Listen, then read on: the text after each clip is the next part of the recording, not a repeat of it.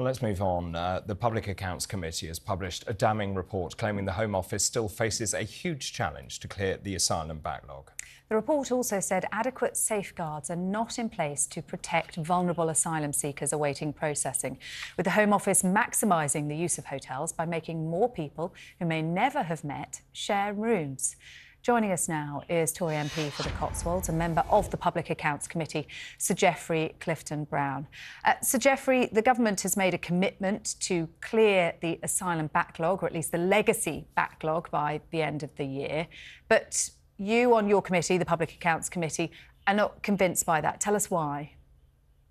Well, despite the fact that the Home Office have recruited an extra 2,400 people to process these claims, the actual process itself is very complicated, and they're still not making the progress that we had hoped that they were. So I think it is going to be quite challenging to meet the Prime Minister's pledge of getting rid of the legacy backlog by the end of the year. And just in terms of this being such an electoral issue for the Conservative Party, I mean, clearly this is part of Rishi Sunak's pledge to make sure that he cuts down immigration into this country. Many people are saying, well, I don't understand why there is such a backlog. 90,000 in that backlog, possibly even more. Why is it taking so long for these decisions to be made? The government talking a great deal about things like Scampton, Wethersfield, the Bibby, Stockholm. I think that the public feel incredibly frustrated by what's going on. Well, I think everybody is frustrated, and the reason is that the process is very complicated, far too complicated, frankly, and that is why it's taking so long. We need to simplify the process. We need to quickly shorten the interview process, which is what's been going on, so that we can actually process those people that have a legitimate claim to be here much quicker, and those that don't have a legitimate claim to be here could be sent back home. And that's the theory of it, but it's actually, as you say, taking far too long. It's deeply frustrating, and we need to just keep recruiting more people and trying to simplify the process at the same time. And it's an issue that's frustrating the public, the electorate, isn't it? Because recent YouGov polling has found that migration has now overtaken the economy and the NHS as the most important issue for Conservative voters. I absolutely accept that. And of course, that's why we're waiting for the case in the Supreme Court as to whether we can legitimately deport people to Rwanda.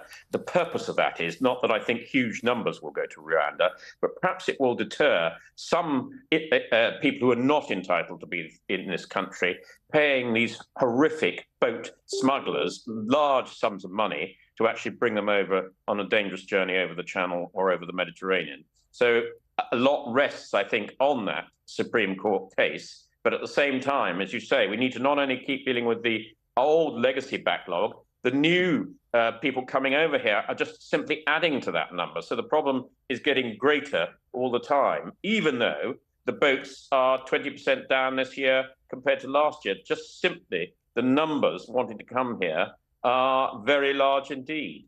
And Rishi Sunak's troubles keep stacking up. Obviously, we heard last night Clifton-Brown MP admits he was arrested on suspicion of sexual assault. Here we go again, it seems. Another parliamentarian caught, allegedly in a sleaze allegation. He talked about whether he was being extorted. But again, the public losing faith in politicians generally. Well, I absolutely understand that. Of course, it's still a relatively small number out of 650 members of Parliament we've seen in the last month or so, half a dozen maximum. So it is a small number, but nevertheless, members of Parliament such as myself should be setting an example. We should be setting the best behaviour we possibly can. And this is really very unfortunate, what has happened yet again with Clifton-Brown. And we'll have to see what happens, whether he's guilty or whether he's not. Yeah, and he has said he is happy to cooperate with police. He's confident his name will be cleared. But it follows on from Peter Bone earlier this week being suspended for 6 weeks. He is facing a recall petition, so we could be looking at another by-election. Last week we had the by-election in Tamworth after Chris Pincher had to stand down again, allegations made against him. None of this looks good for the Conservative Party and the reputation of the party in an election year. Well, I accept that, and I accept that it doesn't look good for the reputation of Parliament, and that it ultimately affects democracy and whether people want to turn out and vote or not. So it's highly undesirable. I mean, it's much more than undesirable. People should, whether they're members of Parliament or whoever, try to ascribe to the highest standards of behaviour. And I entirely agree with you. This coming so hot on the two by-elections, well, particularly the Tamworth by-election and Peterbone, doesn't look good. And I've got no words to excuse it. It shouldn't happen. And as Sarah was saying, of course, if there is the recall petition, if the set number do actually sign that, there'll be another by-election. This would be the 10th by-election.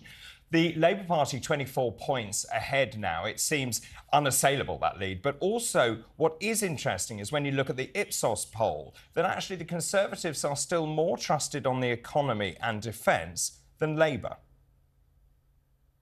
Well, I think that we've had a difficult time last summer with all the different prime ministers. I do think actually Rishi Sunak is a very hard-working, thinking prime minister, and I think he's doing the right thing. And I think things will start to improve, or are starting to improve. The inflation numbers are dropping, so the economy is slowly getting better. Boats are still a problem. The National Health Service, if we could settle with the consultants and the junior doctors, we could then make more progress in the health service.